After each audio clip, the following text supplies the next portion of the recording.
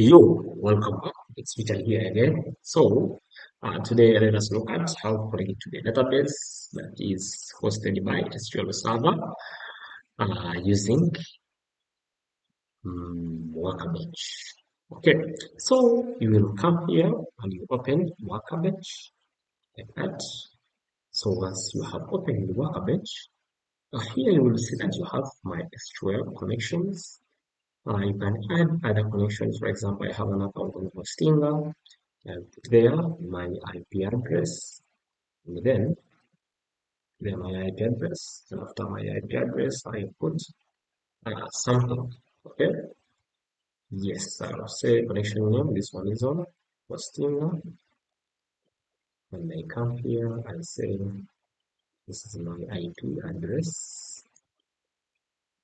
Use that one. Connect, for example, and like that. So I put your input number, the same thing. Here, sometimes the user will depend on which user created. For example, I can say Richie, I can say admin, and then add the database name if you want. If you don't want to, try to test it, the connection. But I think it's not going to work because they are putting here a fake IP address and cannot contact this server for more information. So it will not work.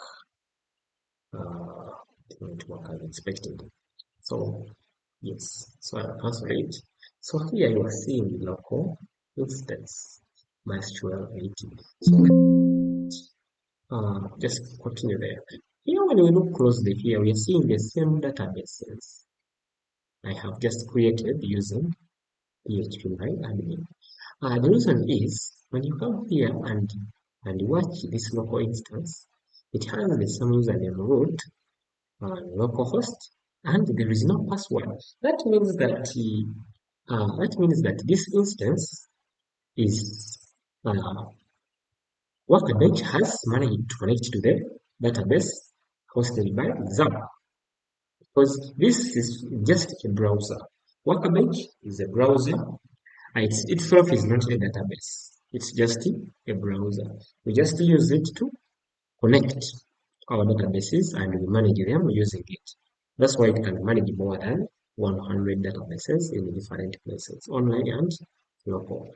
So if you wanted to use the real database, which is not this one, but what you will do first, you will go to XAMPP and first stop this database here. So if you had stopped, most of the time, if you come here and use server is not running, you come here and search for MySQL. If it's not running, if it's running, for example, so that server is running in the background, there are very many chances that when you come to your XAMPP, run your SQL, it will not work. It will not start because if you try to start, but the port is being used by another SQL server, so it will always not run as expected. So always when you try to run and it's not working, you simply come to let start. And because SQL runs on port 3306, so who is using port 3306? They tell you it is MySQL, which is using this port. So okay, then you have to stop it. So after you go, you first close this, then you go to services. Services, you look for SQL. When it's running, make sure you first stop it. So after you stop it, right click to properties. So you look here, status type. It will be automatic. But if it's automatic, put it in manual. When it's automatic, that means that every time your computer starts, it will start automatically running in the background. And whenever you come to run SQL, for example, it will not always work because there is a server that has already taken your port. So you put into manual and you apply and press OK. So it should be so manual but not running. After you come back, you close this, come back to SAP and you try to start, then it will start. But this is not what brought us here. Today we came to start to try to see whether we can also connect to the other database, which is this one for people using Workbench. Make sure it is up and running, but also make sure you remember the password that you set, because if you don't remember the password, you will not use. Now take a look. When I click here, it will ask me for the password because now that one uses a password. So I'll go ahead and enter my password like that. And then I don't want to save it in the vault because if I save it, every person that comes will know my password and will use it. So I'll just press OK. And then, boom, I am inside. Okay.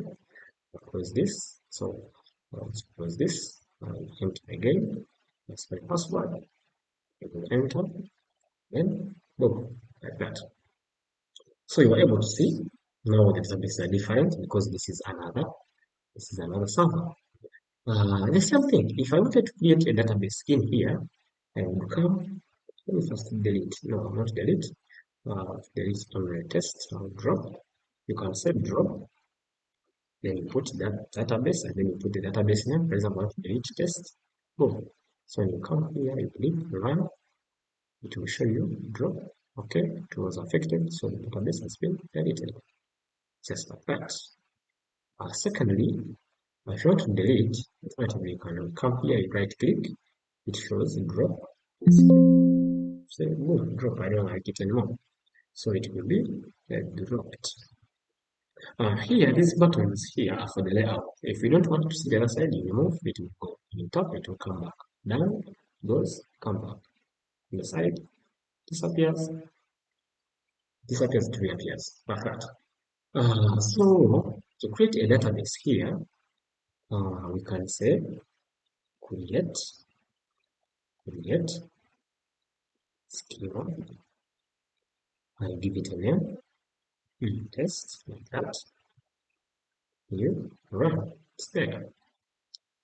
I can also say I want to create database. They all work. They mean the same thing. Test database. Now, because this one is already existing, test has been created. Create now. This one using different name. So when I refresh here, it should come from there. So that's how to create. So also, if I wanted to use a graphical user interface, I will come to this icon here. It is for creating the database. I click it immediately to SQL. You want to create a new schema, yes, which name? I'll say PUU web database. Like that. Then I will apply. So again, I'll get the code. It is telling me in the background, this is what we are running. So create schema TUU web database. So I say finish. I should find my database right there. So hope that is very clear. You now know how to create databases. So also in the same way, when you want to connect the database, you come here, you say, for example, TUU web and database. So remember the other side, I use the password also here. Put password like this. Myself, I come here, refresh. Oh, it works normally. It's the same thing. It will continue to work. But if I remove that one, I change the name, that means it does not exist. So it will not work. It will tell me unknown database. So the database is not known and it will not work. But if we put this back and save, probably it has to be connected. So that is how to connect to the database of using from PHP, admin, and Workbench. So thank you. Let's meet in another video where we're going to learn how to create tables in both databases.